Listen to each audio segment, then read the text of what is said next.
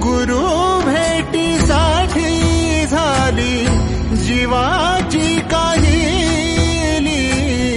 भक्त तुझा गुरुदेवा पुरता अटला भेटला